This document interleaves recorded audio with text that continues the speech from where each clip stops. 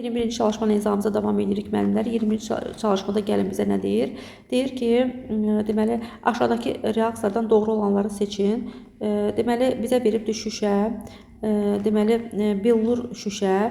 Billur şüşə deyəndə bilirsiniz ki, billur şüşənin formulu olacaq kalium 2O vurulsun plümbum O vurulsun 6 molekula silisium 4 oksid. Adi şüşənin də tərkibi olacaq, bilirsiniz ki, adi pəncərə şüşəsi natrium 2O vurulsun kalsium O vurulsun 6 molekula silisium 4 oksiddir. İndi burada YO plümbum onu göstərir. Deməli Y-imiz plümbumu təmsil edir. X2O kaliumu təmsil edir. T2O T natriumu təmsil edir yazdım. A da kalsiumu təmsil edir. Z-imiz də zaten silisiumu təmsil edir. Bunu hamımız bildik. İndi deyir ki, aşağıdakı reaksiyalardan doğru olanları seçin. Deməli Y-imiz nə oldu? Y-imiz oldu müəllimlər plümbum. Plümbum qatı sulfatla reaksiya gəlir. Plümbum hidrosulfat yaranmalıdır. Normal duz yarana bilməz, turşuz yaranmalıdır. Bu səhvdir. İkinci X-dir. X-imiz oldu kalium. Kalium O2 ilə reaksiya girəndə kalium O2 superoksid yaradır. Bu doğrudur. T-imiz oldu deməli natrium. T natriumdur. Natrium qatı nitrat duzla reaksiya girəndə N2O əmələ gətirə bilər. Doğrudur. Bir valentli duz və N2O əmələ gətirəcək. Bu da doğrudur. A oldu bizdə nə? Deməli A-mız oldu kalsium. Kalsium oksigenlə reaksiya girəndə kalsium oksid yaradardı. Niyə peroksid yaratsın? Bu səhvdir. Doğru ifadə 2 və nə oldu? 3 oldu. 2 ilə 3 deməli doğru olduğuna görə 21-də doğru cavabı 2 və 3 A variantında göstərərik. Yəni 2 ilə 3-ü A variantında göstərərik ki, yəni bu doğru olacaq. Belə 21-i də seçəndən sonra müəllimlər gəlin keçək növbəti digər 22-ci çalışmamızın izahına. Davam edirik müəllimlər. 22-də sink oksid karbon qazına reaksiya girəndə bilirsiniz ki, əmələ gələcək sink karbonat. Alüminium klorid kalium. Əgər burada məhlul yazılmayıbsa, məhlul olmayanda kalium alüminiumla aktiv olduğuna görə ərintidə onu gəlib duzundan sıçdırıb çıxardacaq. Reaksiyadan kalium klorid və alüminium əmələ gələcək. Alüminium metal ayrıldı. Kalsium oksid karbonla reaksiya girəndə kalsium karbid və dəm qazı əmələ gəldi. Buradan metal ayrılmadı. Argen hidrat parçalananda argen əmələ gəlir. Sərbəst metal NO2 və oksigen qazı buradan alındı. Koprum 2 koprum 2 ilə reaksiya girəndə koprum üstəgənsiz SO2 əmələ gəldi. Buradan da metal alındı. Metal alınanlar 2, 4, 5. Doğru cavab 22-də B variantında göstərilibdir. 23-dən davam edirik. Deyir, karbon sayının minimum olduğunu bilərək efirin sinfrazi izomerlərinin maksimum metilen qruplarının sayını müəyyənləşdirin. Karbon sayı minimumdursa, onda deməli bizə deyir ki, burada birli karbonların sayı 5, üçlü karbonların sayı 1-ə bərabərdir və karbon sayı da minimumdur. Deməli, birli karbonların sayı deməli 5-ə bərabərdirsə, onda mən burada R-in yerinə gələn metil radikalı yazım. Bax, bu şəkildə yazdıq. Bunlar bir dənə birli karbon, bu da bir dənə. Çünki karbonlar, hər karbon bir dənə karbon qonşusu olmalıdır ki, birli olsun. Və üçlü karbon sayı deyir bir dənədir. Üçlü karbon sayı bir dənədir deyirsə, o zaman bax, mən bura belə bir görüntü yazaram. Bu üçlü karbon oldu bir dənə. Bunlar isə bax birli karbonlardır. Bir dənə karbon qonşusu var. Bunda bir dənə karbon qonşusu var. Bunda bir dənə karbon qonşusu var. Cəm 5 dənə birli karbonumuz oldu. Bir dənə də üçlü karbonumuz və karbon sayı minimuma bərabər oldu. Belə bir mürəkkəb efir əldə elədik. Deyir, karbon sayının minimum olduğunu bilərək efirin sinfrazi izomerində maksimum metilen qrupların sayını tap. Biz bilirik ki, efir, deməli, belə deyək də, efirlər, mürəkkəb efirlər karbon turşularından sinfrazi izomerlik əmələ gətirirlər və burada cəm neçə karbonludur? 1, 2, 3, 4, 5, 6. 6 karbonlu mürəkkəb efir 6 karbonlu deməli turşu ilə sinfrazi izomerlik əmələ gətirəcək. Turşumuzun da formulu olacaq CnH2O2 deyil, C6H12O2 şəklində yazacaq və bizə deyir ki, bunun bilərək burada maksimum metilen qruplarının sayını müəyyənləşdirir. İndi metilen qruplarının sayının maksimum olduğunu tapmaq üçün mən metilen deyəndə CH2 qrupu nəzərdə tutulur. Onda mən turşunu bu şəkildə, yəni açıq zəncirlə yazaram, heç bir izoquruluş yazmaram. Metilen qruplarını maksimum eləmək istəyirəm və 6 karbonludur da, düzdürmü? Bax, bu şəkildə yaza bilərəm. Burada 1, 2, 3, 4 dənə metilen qrupu oldu. O zaman metilen qrupların maksimal sayı 4-ə bərabər oldu. Buna görə də 23-də doğru cavabı mən D variantı seçərəm. 23-dən bitdi, keçirik 24-də. 1 mol qlükozanın qıcqırılmasından alınan 2 mol turşu. Biz bilirik ki, qlükozanın 1 molu qıcqıranda 2 mol turşu əmələ gətirirsə, burada söhbət süd turşusundan gedir. Çünki qlükoza turşuya qıcqıranda ya deməli süd turşusuna qıcqırır ya da yağ turşusuna. Yağ turşusuna qıcqıranda qıcıqıranda 1 mol yağ turşusu əmələ gəlir, amma süd turşusuna qıcıqıranda 2 mol süd turşusu əmələ gəlirdi. O zaman qlikozanın 2 mol süd turşusuna qıcıqırmasından söhbət gedir. 2 mol süd turşusuna bax qıcıqırmasından söhbət gedir. İndi 2 mol süd turşusunda mənlər 2 mol OH qrupu, 2 mol da COH qrupu var, düzdürmü? Bax 2 mol OH, 2 mol da COH qrupu var. Biz də bilirik ki, süd turşusu oksikarbon turşusudur. Həm spirt kimi natriumdan reaksiya girəcək, həm də karboksil qrupundan görə natriumdan reaksiya girəcək. 2 mol OH qrupu, 2 mol deməli OH qrupunda elə bil 2 mol H, 2 mol OH qrupunda 2 mol H var axı. 2 mol H gəlib 2 mol natriumdan əvəzlənəcək. 2 mol H 1 mol H2 şəklində ayrılacaq. Və yaxud da ki 2 mol COH qrupunda 2 mol H var. Bu da 1 mol H2 şəklində gəlib hidrogen qazı ayıracaq. Ümumilikdə hərəsindən 2 mol H, 2 mol H, yəni 1 mol H2, 1 mol H2, 2 mol H2 qazı ayrıldı. 2 mol H2 isə 44,8 litrə uyğun gəlir. 24-də doğru cavabı D variantı seçərəm. 25-dən davam edirik. Deyir, doymuş bir atomlu spiritin bir molekulda karbon atomlarının hibrid ortalarının sayını atomlar ümumi sayına bərabər olarsa sinflarsiz zamerini tapın. Doymuş bir atomlu spiritin bir molekulunda doymuş bir atomlu spirit CnH2 üstəgənsin bir OH kimi yazılır və deyir ki, bunun bir molekulunda karbon atomların hibrid ortalarının sayı, hibrid ortalarının sayı deyəndə biz bilirik ki, burada karbon sp3 vəziyyətdədir və hər karbonun 4 sp3 hibrid ortalı var. O zaman n qədər karbonun 4 n qədər sp3 hibrid ortalı olacaq və 4 n qədər sp3 hibrid ortalı deyir ki, burada ümumi atomların sayına bərabərdir. Ümumi atomların sayı spiritdə nəyə bərabərdir? CnH2 üstə gəl 1 OH-dır. 3n üstə gəlinsin 3 atomumuz var. Buradan n-imiz bərabər olacaq neçəyə? 3-ə bərabər olacaq. N-imiz 3-ə bərabərdirsə, burada bunun sinflarsiz zamerinin tap 3 karbonlu spir, 3 karbonlu sadə efirindən sinflarsiz zamerlik yaradacaq. Bu da metil etil efir orada. Metil etil efirində də cəmi 3 karbonumuz varsa, deməli metil etil efiri 3 karbonlu efir, 3 karbonlu spirtlə sinflarsiz zamerlik əmələ gətirəcək. 25-də doğru cavab mən C variantı seçərəm. 26. Bizə deyir ki, 1 mol butin 2-nin oksidləşməsindən alınan birləşməni 470 qram suda həll edəndə 6% məhlul alınıbdır. İndi müəllimlər, biz bilirik ki, butin 2 necə yazılır? CH3, C, 3 qat rabitə C, CH3. Mən bunu oksidləşdirirəm və oksidləşmə zamanı bilirsiniz ki, 3 qat rabitə ortadan qırılır və görünür ki, 2 mol buradan sirkə turşusu əmələ gəlməlidir, düzdürmü? 2 mol sirkə turşusu əmələ gəlməlidir. 2 mol sirkə turşusu 1 mol 60 qramsa, 2 mol sirkə turşusu 120 qramdır. Deməli, bu reaksiya zamanı 120 qram sirkə turşusu alınmalıydı. Amma bizə deyir ki, bu turşunu gəlib 470 qram suda həll edir və bu zaman 6% məhlul alıblar. İndi mənim məhlulum 6%-dirsə, bunun da 470 qramı sudursa, onda belə çıxır ki, 94% sudur, 6% də həll olan maddədir də, düzdürmü? Onda yazaram ki, 470 qram suyum 94%-ə uyğun gəlirsə, onda 6%-im həll olan maddənin kütləsinə uyğun gələcək. Buradan həll olan maddənin kütləsini tapmaq üçün 6-nı vuraram 470-ə, 6-nı vuraram 470-ə, bölərəm 94-ə.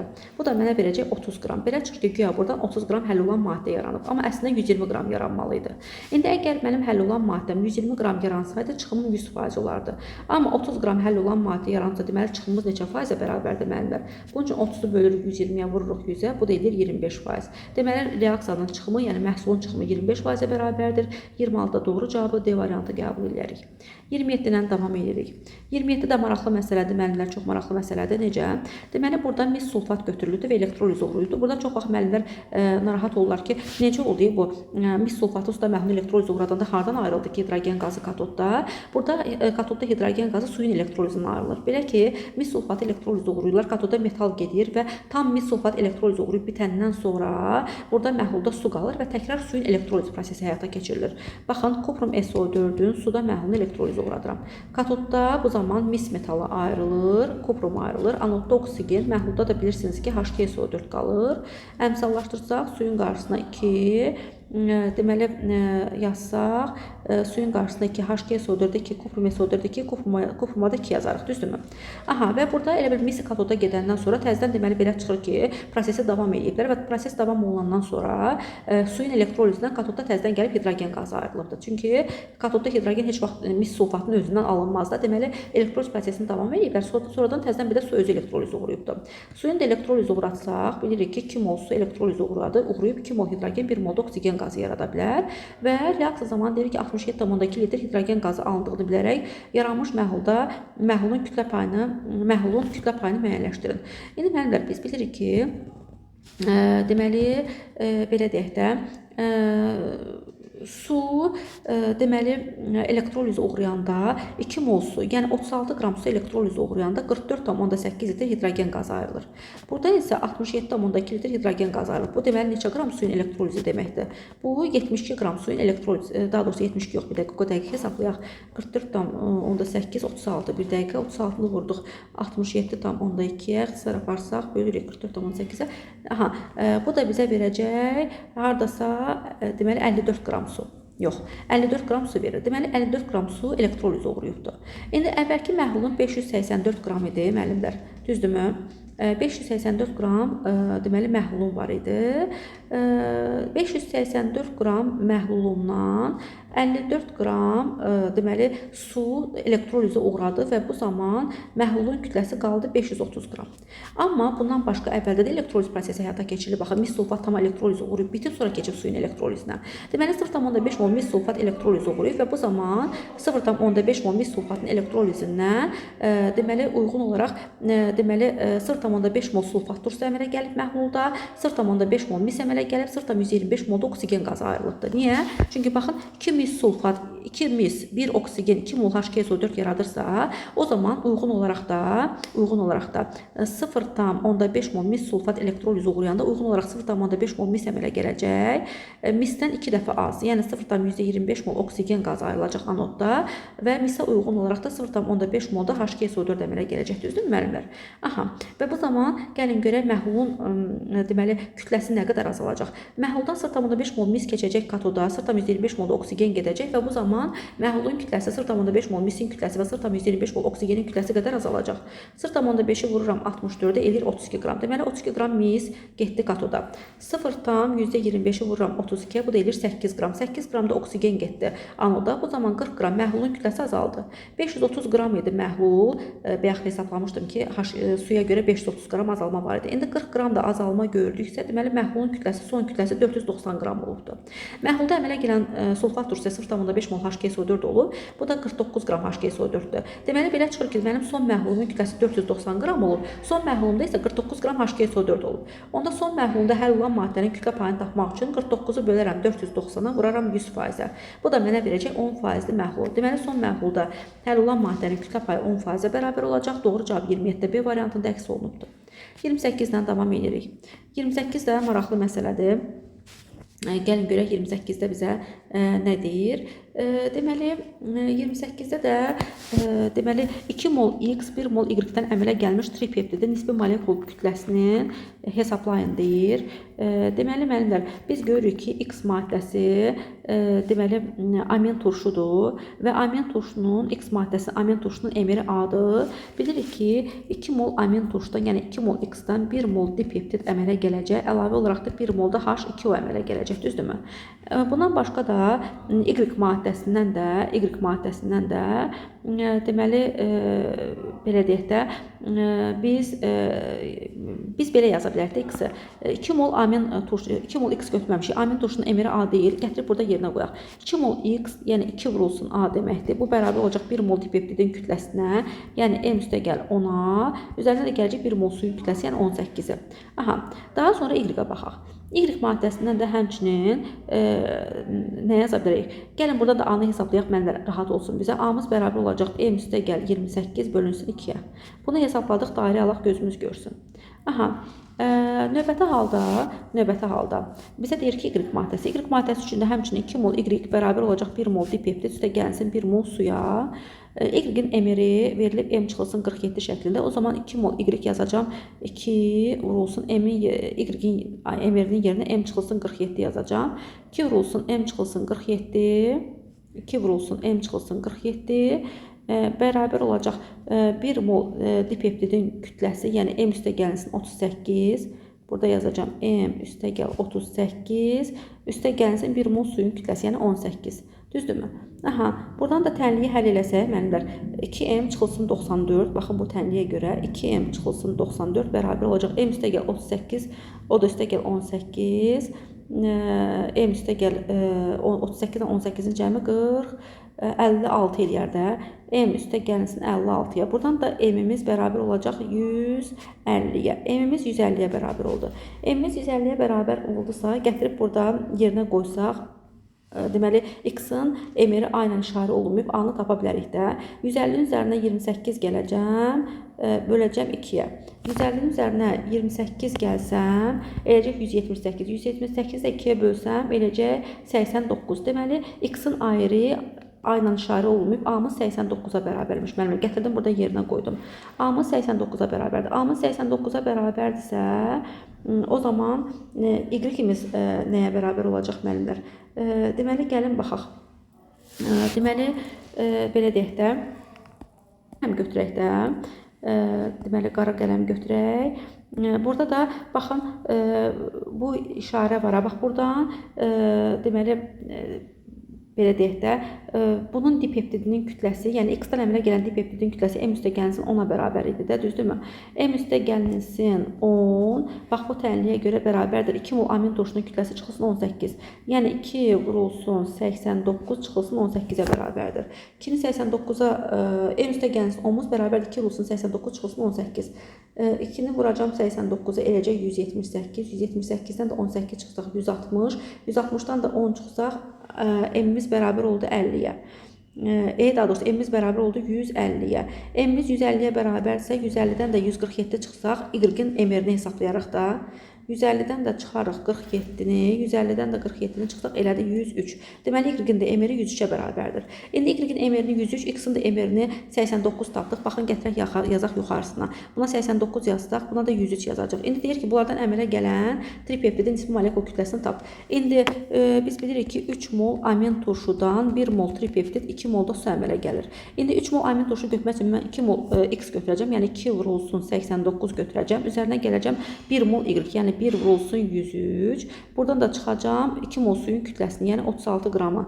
İndi 2-ni 89-a vurub üzərinə 103 gəlsək, deməli 2-ni vuraram 89-a, elədi 178. Üzərinə 103 gəlsək 281. 281-dən də çıxacam 36 qram suyun kütləsinə. O da mənə verəcək 245. Deməli, buradan əmələ gələn tripeptidin kütləsi 245-ə bərabərdir. Bu da doğru cavab kimi bizə 28-də C variantında göstərilibdir. 28 bitəndən sonra müəllimlər 29-la davam edək. 29 da maraqlı məsələdir. Sadəcə olaraq yerimiz biraz dardır. Ona görə çətinlik çəkirəm yazmaqda, amma neyniyək də qıraqlardan bir tərəf sıxışdırıb yazarıq. 29-da da bizə deyir ki, A qram azonun oksigenə çevrilməsi nəticəsində gəlin yazaq. Oksigen azona çevrilir, sonda bir qədər oksigen, bir qədər azon əmələ gəlirdi və burada artıq qalmış, deməli, daha doğrusu azon oksigenə çevrilirdi. Burada azonun bir qismi artıq qalıb, bir qədər də oksigen əmələ gəlib və artıq qalmış azonla əmələ gəlmiş oksigenin, deməli, orta molar kütləsi 36-ya bərabərdir.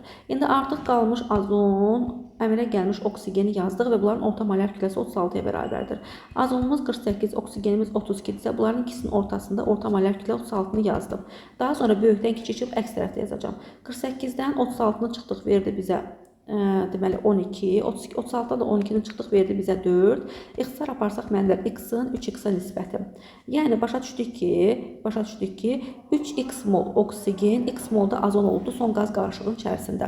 İndi gəlin azondan oksigen alınma reaksiyasını yazıb əmsallaşdıraq. Azondan oksigen alınma reaksiyasını yaza bilərik. Bilirik ki 2 mol azon 3 mol oksigen əmələ gətirir və 2 mol azondan 3 mol oksigen əmələ gələndə həmişə sistemdə 1 vahid azalma müşahidə olunur.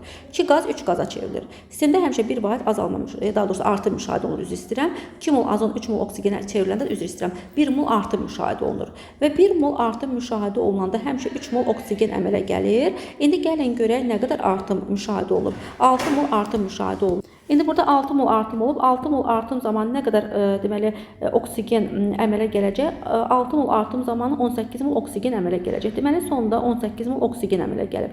Oksigenimiz də 3x mol ilə işarə olunubdur. O zaman 3x-imiz 18-ə bərabərsə, x-imiz 6-ya bərabərdir. X-imiz 6-ya bərabərsə son qarşılıqda deyirik ki, x qədər azon olub da, düzdürmü? Son qarşılıqda x qədər azon olub. Belə çıxır ki, son qarşılıqda x qədər azon, yəni 6 azon olubdur. 3x qədər də oksigen olub, yəni 18 də oksigen olub. İndi son qarşıdakı 18 oksigen 6 azondan neçə vahid böyükdür? 18-dən 6-nı çıxsaq 12 vahid böyük olacaq. Bu da 29-da D variantında öz əksini tapıbdır. 30-dan davam edirik. 30-da deyir ki, 1 mol alkinin müəyyən hissəsinin tam yanmasına 1 mol su əmələ gəlibdir. Alkenin qalan hissəsində olan atomların sayı. İndi biz bilirik ki, alkenlər üçün ümumi yanma reaksiyası belə yazılır. CnH2 üstə gəlsin 3n bölünsün 2 mol oksigen. Reaksiya zamanı n mol karbon qazı, n üstə gəlsin 1, daha doğrusu n molda su əmələ gələcək, düzdürmü? N molda H2O. İndi reaksiya zamanı n mol su əmələ gəlibsə, yəni 1 mol su əmələ gəlibsə, o zaman n molda karbon qazı, yəni 1 molda karbon qazı əmələ gəlməlidir. Belə çıxır ki, 1 mol karbon qazının tərkibində 1 mol karbon, 1 mol suyun da tərkibində 2 mol hidrogen varsa, reaksiya zamanı əmələ gəlmiş məhsulların tərkibində 3 mol atom azalma müşahidə olundu. Yəni CnH2 deyil, buradan n qədər karbon qazı, n qədər də su, yəni 1 mol karbon qazı 1 molda su əmələ gələndə 2 mol hidrogen, 1 molda karbon azaldı. Onda ilkin halda CnH2-də 3n qədər atom var isə bundan 3 azalma müşahidə olundu və son anda mənim alkenimin tərkibində 3n çıxılsın 3 qədər atom qaldı. İndi müəllif deyir ki, alkenin qalan hissəsindəki atomların sayı, yəni 3n çıxılsın 3, ilkin haldakı 3n qədər, əvvəldə CnH2 olub bu alken, tərkibindəki 3n qədər atomların sayının 80%-ni təşkil edir. Yəni 3n çıxılsın 3-ü bölsə 3-ə bərabər olar 0,8-ə. Buradan 3n çıxılsın 3 bərabər olacaq 2,4n-ə. Buradan 0,6 n-imiz 3-ə, n-imiz də 5-ə bərabərdir. N-imiz 5-ə bərabərdirsə bu olacaq penten. Pentenin cis trans izomeri olduğuna görə indi mən burada necə taparam? Həmin dur çıxıram. 1-2 saniyəlik şey var. Cis trans izomeri var deyəndə onda mən bunu ancaq bu şəkildə yaza bilərəm də, düzdürmü müəllimlər? Baxın, bax bu şəkildə. Penten 2 şəklində yaza bilərəm. Nəyə görə penten 2 şəklində yazıram? Çünki ancaq penten 2 şəklində yazılanda bu 2 qat rabitəli karbonların hidrogenləri var. Hərəsində CH3 və etil radikalları var. Hidrogenlər müstəvinin bir tərəfində olanda cis izomerlik yaradır, müxtəlif tərəflərində olanda trans izomerlik yaradır. Ancaq bu şəkildə yaza bilərəm. Və burada sp3s deyəndə baxın müəllimlər, buradakı karbonlar sp3 vəziyyətdədir və həmin o sp3 vəziyyətdə karbonların hamısında sp3s örtülməsi var da. sp3 vəziyyətdə karbonlar hidrogenlərlə birləşib sp3s örtülməsi ilə sigma rabitələr yaradır. Nə qədər görürük sp3s?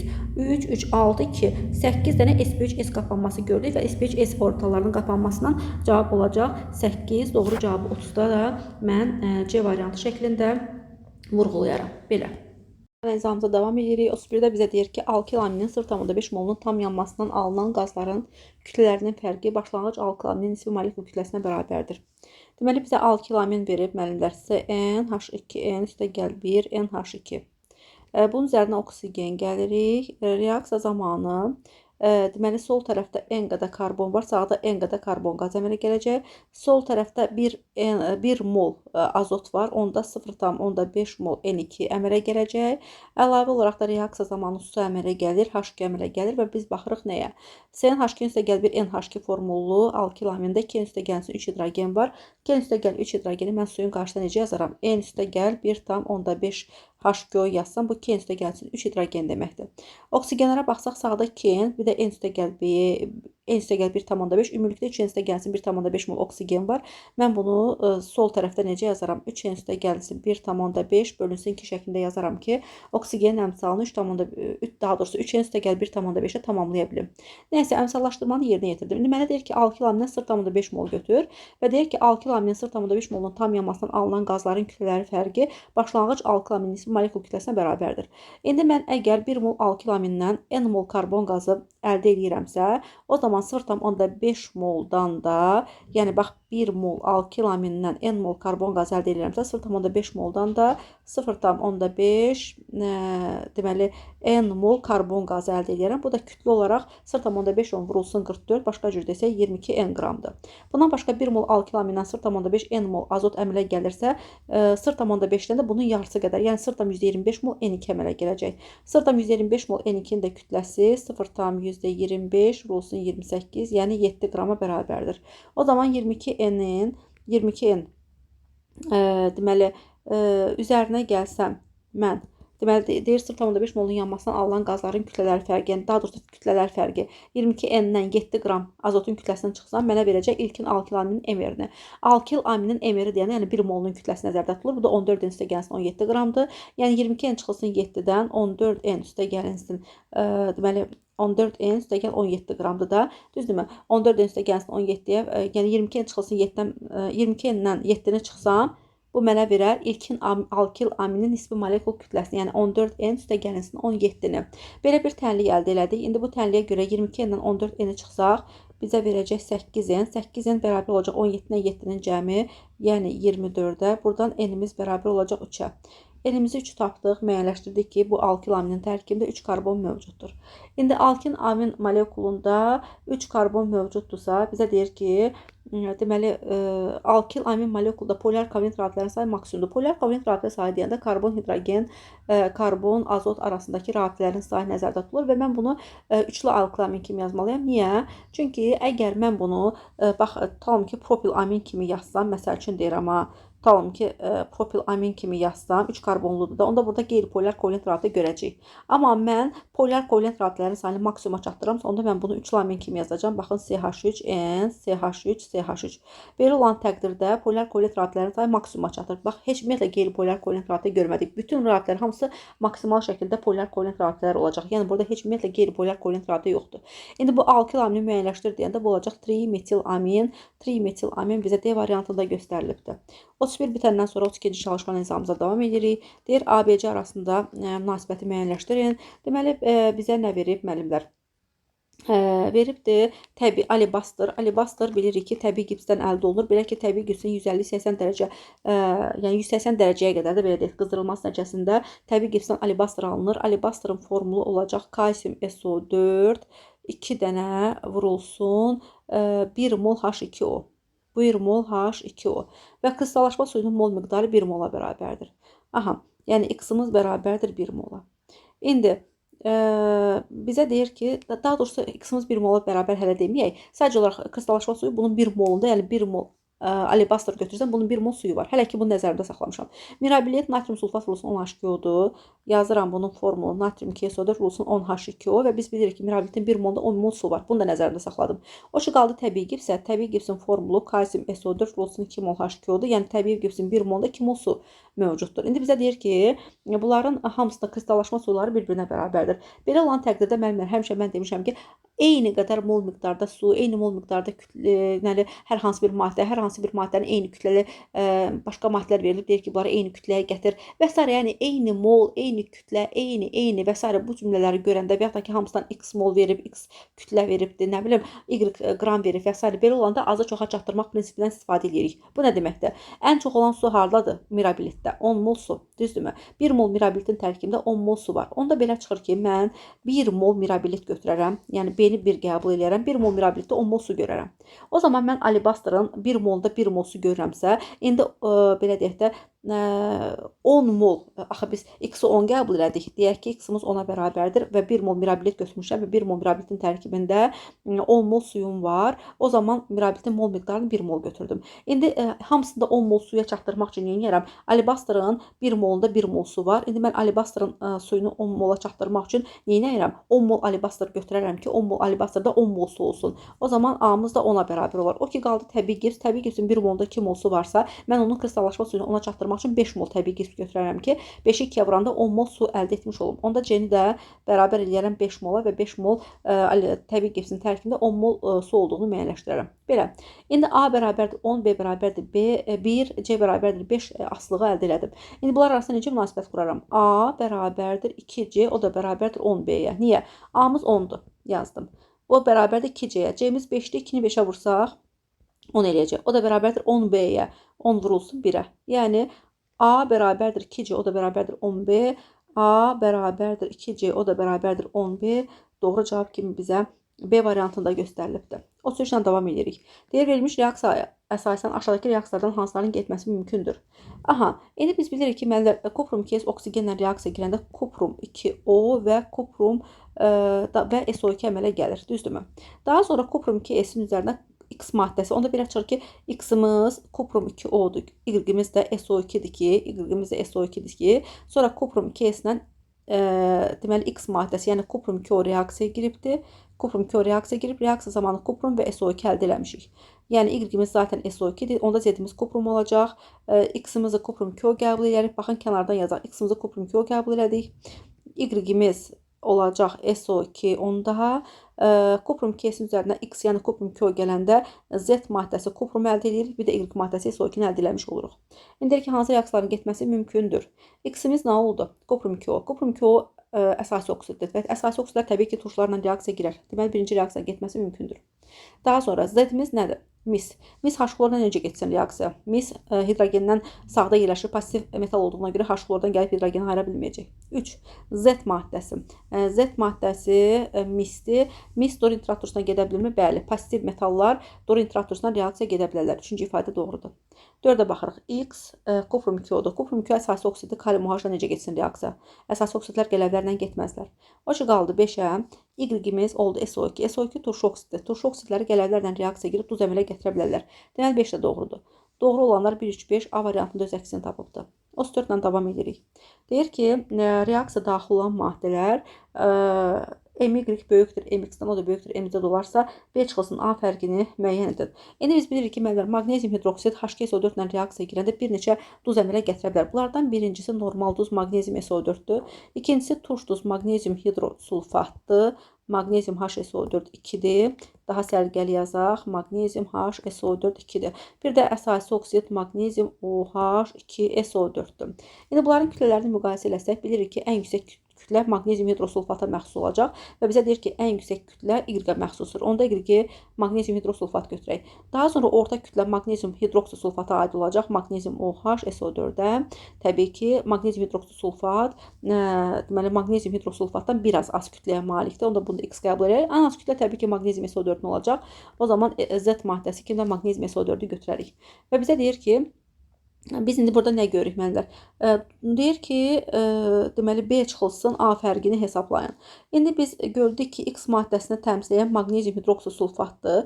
Maqnezium hidrosulfatın tərkibindəki atomların sayı A nəyə bərabər olacaq? Baxın, maqnezium hidroksisulfatdakı atomların sayını hesablayaq. Maqnezium OH-da 1, 2, 3, 3-ü 2-yə vursaq 6, 6 üzərinə 4 gəlsək oksigen 10, kükürt də 11 oldu da, düzdürmü? O zaman 11 olacaq. A-mız bərabər olacaq 11-ə. O ki qaldı B. B nəyə təmsil edir? Y. Y-imiz maqnezium hidrosulfatdır. Burada bəs atomların sayı nəyə bərabər oldu? HSO4-də 4, 5, 6. 6-ın 2-yə vursa 12, üzərində də maqnezium sayı gəlsə 13. O zaman Y-i təmsil edən burada B atomların sayını B qəbul elədik. Bu da 13-ə bərabər oldu. Düzdürmü? 4, 5, 6, 12, 13. Bəli, B də 13-ə bərabər oldu. İndi müəllif deyir ki, B-dən A-nı çıxsan neçə eləyər? Yəni 13-dən 11 çıxsaq neçə eləyər? Təbii ki, 2 eləyəcək. Bu da bizə burada bax D variantında göstərilibdir. 34-ü də tamamladıq, keçirik 35-ə.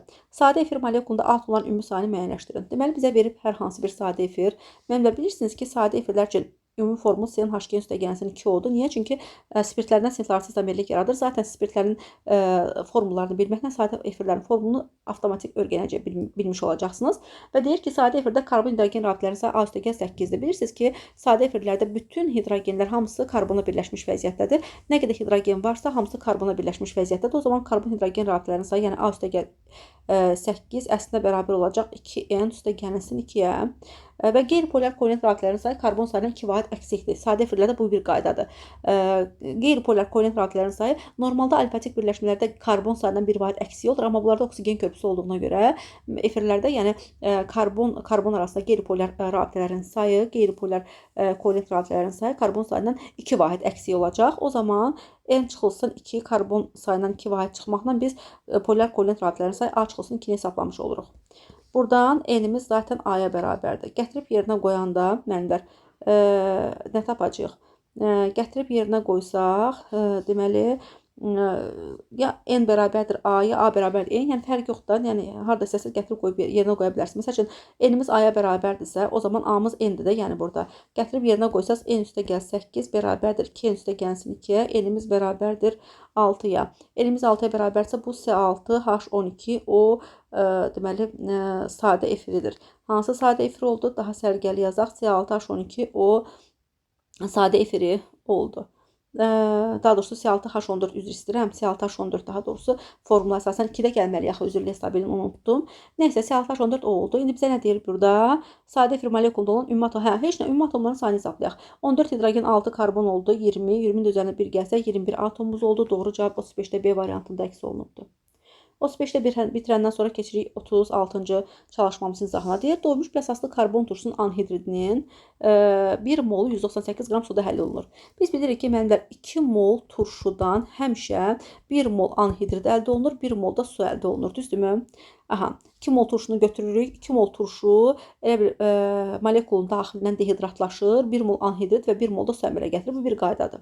Və biz həmin o anhidridi təzədən gətirib su ilə hidrolizini aparsaq, yəni suda həll eləsək, bu zaman 1 mol anhidrid, 1 mol su ilə aydın məsələdir ki, 2 mol turşu əmələ gətirəcək. Bu aydın məsələdir və bizə deyir ki, anhidridi 198 qram suda həll ediblər və 40% məhlul əldə ediblər. İndi mən bu anhidridi götürdüm. 1 mol suda həll elədim, 2 mol turşu əldə edəcəm də, düzdürmü? Və bu zaman 1 mol anhidrid, 1 mol suda həll olan zaman 1 mol su sərf olunur və 198 qram sudan 18 qramı sərf olunur, əlində 180 qram su qalır. Və yenə belə gələn məhlulda 2 mol turşum olacaq, 2 mol turşum olacaq. Və deməli əlavə olaraq da 180 qram suyum olacaq və ümumi məhlulumun kütləsi 180 qramlıq su ilə 2 mol turşunun kütləsinin cəminə bərabər olacaq. Və bu məhlulda həll olan maddə 2 mol turşudur, suyum 180 qramdır, məhlulun da 180 + 2 mol turşunun kütləsinə bərabərdir. İndi bu məhlulun faizli qatlığı 40%-ə bərabərsə, 40% nəyə bərabər olacaq? Bax, omega nəyə bərabərdir müəllimlər? Omega bərabərdir həll olan bölünsün, həll olan + su vurulsun 100%, düsturunu yadımıza salırıq. İndi 40% bərabər olacaq nəyə? Həll olanımız 2 mol turşudur. Bunu bölürəm, həll olanın kütləsi, yəni 2 mol turşu üstə gəlsin suyun kütləsi, yəni həll edicinin kütləsi 180 vurulsun 100%-ə. Buradan 40 ilə 100 ixtisar gedir. Tənliyi həll eləsək 2 mol turşunun kütləsi bərabər olacaq 0,8 mol turşunun kütləsi üstə gəlir 72. Buradan turşunun kütləsi bərabər olacaq 60-a. Turşunun kütləsi 60-a bərabərdirsə, yəni bu T turşunun molar kütləsinə ifadə edir də. O zaman bu hansı turşu olacaq? Turşular üçün ümumi formumuz CnH2n O2-dir. Buradan 14n üstə gəl 32-miz 60-a bərabərdir. 14n-imiz 28-ə, n-imiz 2-yə bərabərdir. N-imizin 2 olmağı o deməkdir ki, burada söhbət sirkə turşusundan gedir. Deməli, sirkə turşusu haqqında danışırıq. İndi molekulda 3 karbon varmı? Xeyr, 2 karbon var. Molekulda 2 karbon atomu varmı? Bəli, var. Molekulda qeyri-polyar kovalent rabitələrin sayı sigma rabitələrin ümumi sayından 5 dəfə azdır. Qeyri-polyar kovalent rabitələrin sayı 1-ə bərabərdir. Sigma rabitələrin sayı atomların sayından 1 vahid əksikdir. Çünki bu alifatik birləşmədir və bütün alifatik birləşmələrdə sigma rabitələrin sayı ümumi atomların sayından 1 vahid əksikdir. Ümumi atomların sayı neçəyə bərabərdir? C2H4O şəklində yazsaq, burada unutmuşam, mən bir OH yazmalıyam, üzrlə hesab eləyin. Aha, ümumi atomların sayı C2H4O2 şəklində yazılacaq.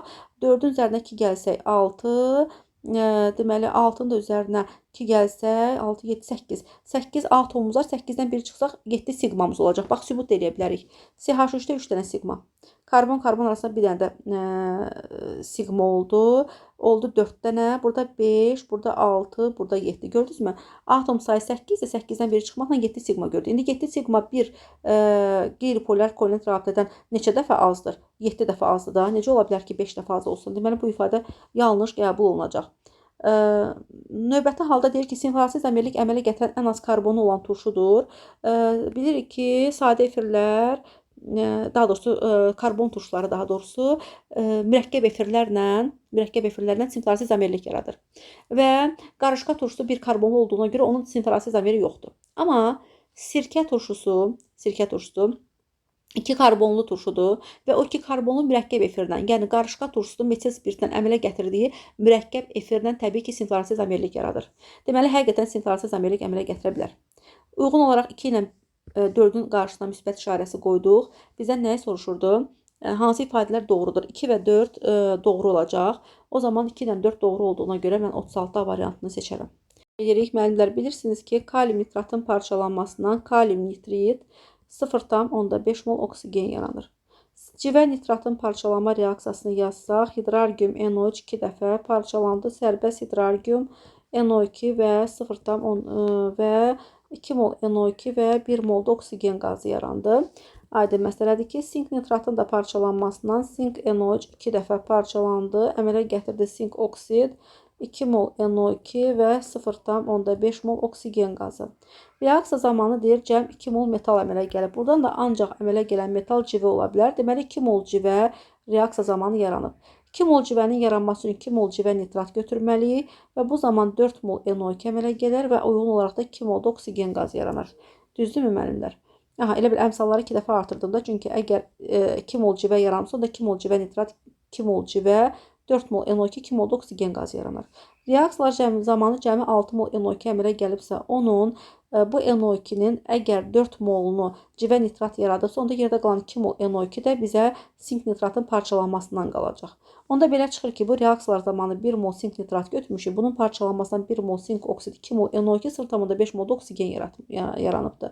Uyğun olaraq bu iki reaksiya nəzər yetirəndə 2 mol metal ayrılıbdır, 4 mol buradan, 2 mol da buradan, 6 mol da NO2 qazı yaranıb, düzdürmü?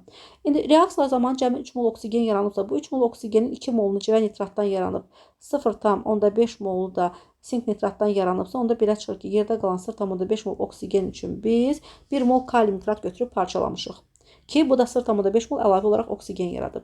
Onda başa düşdük ki, reaksiya zamanı 1 mol kalium nitrat, 2 mol civə nitrat, 1 mol da sink nitrat parçalanıbdır. Ümumilikdə reaksiyalar zamanı 4 mol maddə parçalanıb. Bu da bizə 4-də Y variantında göstərilibdir. 39. Kalium fluoridin suda məhlulunu elektroliz uğradıram. Kalium fluoridin suda məhlulunu elektroliz uğratsaq, katoda hidrogen gedəcək, anoda oksigen gedəcək, məhlulda da kalium fluorid qalacaq. Və biz bilirik ki, elektroliz zamanı su elektroliz uğrayır, hidrogen və oksigen qazı şəklində ayrılır, gedir və bu zaman məhluldan suyun kütləsi azalır. Həll olunan maddənin kütləsi dəyişmir. Kalium fluorid necə var, elə də daxil olub, elə də çıxır. Və həll olunan maddənin kütləsi dəyişmir, amma suyun kütləsi azaldığına görə məhlul qatlaşır və bu zaman duzun kütlə payı artır. Dəyişmir ifadəsi yanlışdır. Daha sonra deyir ki, bütün hidrokarbonatlar qızdırılanda parçalanır. Adi məsələdir ki, bütün hidrokarbonatlar qızdırılanda parçalanıb karbonat yaradacaq, karbon qazı və su yaradacaq. Bu doğru ifadədir. Qələmi metallarda bilirik ki, litium, natrium, kalium, rubidium və s. bu istiqamətdə yuxarıdan aşağı gəldikcə litiumdan başqa yerdə qalanlar bıçaqla kəsilir. Bu deməkdir ki, litium bunların içərisində ən bərkdir və dolayısıyla ərimə temperaturu yüksək olandır. O zaman həqiqətən yuxarıdan aşağı doğru gəldikcə ərimə temperaturu və bərklik azalacaq. 1 də doğrudur, 3 də doğrudur. Ona görə də 38-də Y variantını doğru qəbul edirik. Gəlin görək 4 niyə səhvdir? Bütün nitratların parçalanmasına bəsit maddə alınır? Xeyr. Amonium nitrat götürsə, bunun parçalanmasından şənləndirici qaz N2O və su əmələ gələcək. Burada heç ümumiyyətlə bəsit maddə yoxdur. Deməli, doğru ifadə həqiqətən Y variantına göstərilibdir. 39-dan davam edirik. Kalsium karbid su ilə, gəlin buradan yerə açaq müəllimlər, daha rahat olsun bizə. Rahat yaza bilək də. İndi bizə deyir ki, reaksiyadan alınan qazların tam yanmasına neçə mol su əmələ gələr. Əvvəlcə kalsium karbid götürürəm. Üzərinə 2 mol su gəlirəm.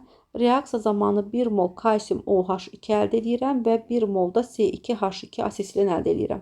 Daha sonra alüminium karbid götürürəm. Alüminium karbid. Üzərinə su gəlirəm. 12 mol su olmalıdır. 12 mol H2O gəlirəm. Reaksiya zamanı alüminium OH3 çöküntüsü yaranacaq və 4 mol alüminium hidroksid yaranar. 3 mol CH4 yaranacaq və 12 mol da su əmələ gələcək. Belə. İndi bizə deyir ki, atomların ümumi mol sayı 17-dir. Burada sərf olunan suyun mol sayı 26 moldur. Kalsium karbid A mol götürülüb müəllimlər. Alüminium karbid də B mol götürülübdür. Aha. Və bu zaman atomların, bu maddələrdə atomların ümumi mol sayı 17-yə bərabərdir. A mol kalsium karbiddə 3A mol, B mol alüminium karbiddə isə 7B mol atom var və bu atomların mol miqdarı cəmi 17 mola bərabərdir.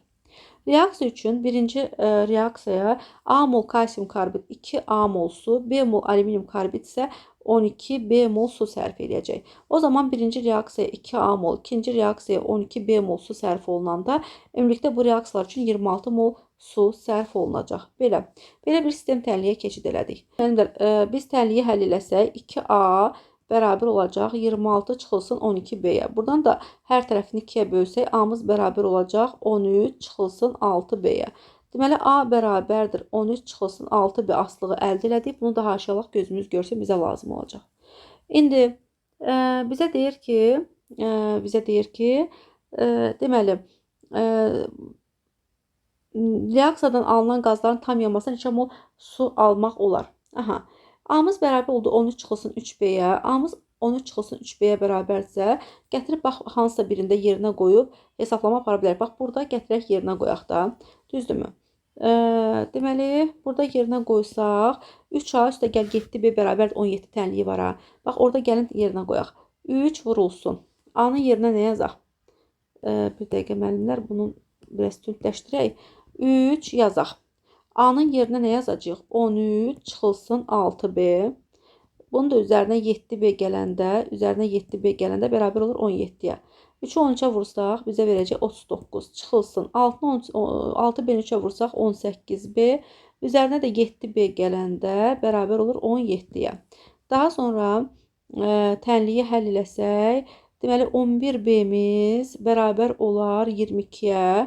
11B-miz 22-yə, B-miz 2-yə bərabərdir. B-miz 2-yə bərabərsə gətirib yerinə qoysaq, A-mız da bərabərdir 1-ə. Düzdürmü müəllimlər? Deməli B-ni 2 tapdıq, A-nı da 1 tapdıq. B-ni 2, A-nı da 1 tapandan sonra nə edəcəyik müəllimlər? Deməli, tapırıq ki, biz görürük ki, reaksiya üçün A mol kalsium karbid götürülüb. A mol kalsium karbiddən A molda asetilin əldə olunur. Çünki 1 mol kalsium karbiddən 1 mol asetilin əldə olunursa, A moldan da A mol asetilin. Yəni, başqa cür desək, 1 mol asetilin əmələ gələcək bu reaksiyalar zamanı. 1 mol alüminium karbiddən 3 mol metan əldə olunursa, B moldan da 3B mol metan əldə olunacaq. B-miz də 2 isə 3B-miz 6 deməkdir. Deməli, 6 mol metandan söhbət gedir. İndi 1 mol asetilin 6 mol metanın yanmasına nə qədər su əmələ gəlir, ona baxacaq. Deməli, yazırıq C2H2. C2H2-nin 1 molda 2 hidrogen varsa, deməli, bunun 1 molunun yanmasından 1 mol H2O əmələ gələcək. Və yaxud da ki, CH4-ün 1 molda 4 hidrogen varsa, bunun 1 molunun yanmasından 2 mol H2O əmələ gələcək. Asetilimiz zaten 1 moldur. 1 mol asetilindən zaten 1 mol su yaranacaq. Metanımız da 6 moldur. 1 mol metan 2 mol su yaradırsa, 6 mol metanın da 12 mol H2O yaradacaq. Ümumilikdə birindən 1, birindən 12, cəm 13 mol su yaranar. 13 mol su da bizə harda verilibdir? 39-da D variantına verilib, eləmi? Bəli, 39-da da D variantını rahatlıqla qəbul edə bilərik. Belə. 39 da biti keçdi 40-a. 40-da mən rahatdır. Mən dəfələrlə sizə demişəm ki, necə rahat həll edəcəksiniz. Maltoza alfa glikoza ilə alfa glikozadan yaranıb. Saxaroza alfa glikoza ilə beta fruktozadan yaranıb. Laktoza isə alfa glikoza ilə beta galaktozadan yaranıbdır. İndi biz həmişə demişik ki, baxın yazırdıq glikoza, galaktoza, fruktoza, riboza, dezoksiriboza. Sonra yazırdıq açıq zəncir, qapalı zəncir və telefon nömrəsi kimi yadda saxlayırdıq. 45, 45 təkrarlanır burada. 34, 34, 23. Və göründüyü kimi glikozanın açığında 4, qapalısında 5. Maltoz əmələ gələn zaman alfa glikoza, yəni siklik formada olan alfa glikozalar gəlib nə edirdilər? Reaksiya daxil olurdular. Siklik formada, yəni qapalı formada alfa glikozanda 5 asimetriki var. 2 dənə alfa glikozada 5 də gəl 5, 10 asimetrik karbon olacaq. Deməli, A-mız bərabərdir 10-a. Daha sonra saxaroza. Saxaroza alfa glikozanı beta fruktozadan yaranıb. Alfa glikoza, glikozanın qapalı formasını təsəvvür eləyir. Alfa glikozada 5, beta fruktoza. Fruktozanın qapalısında 4 asimetrik var. Onda belə çıxır ki, saxaroza, alfa glikoza, beta fruktozadan yaranıb. Cəm burada 9 asimetrik olacaq. B-miz 9-a bərabərdir. Laktoza isə alfa glikoza, beta galaktoza. Alfa glikoza qapalı formasında 5, beta galaktozanda həmçinin o da beta galaktoza, siklik formalı galaktozadır. Onun da asimetriki 5 olacaq qapalı zəncirdə. Burada da 10 dənə asimetrik, ikisini toplayanda 10 asimetrik karbon oldu. Belə çıxdı ki, C-miz də 10-a bərabərdir. C-ni də 10-a bərabər elədik. Düzdürmü? İndi buradan hansı asılığı əldə etmək olar mənbər? A bərabərdir 10, B bərabərdir 9, C də bərabərdir 10-a. Yəni, başqa cür desək, A-mız bərabərdir C-yə. Bunlar da böyükdür B-dən. Doğru ifadə 40-da D variantında öz əksini tapıbdır.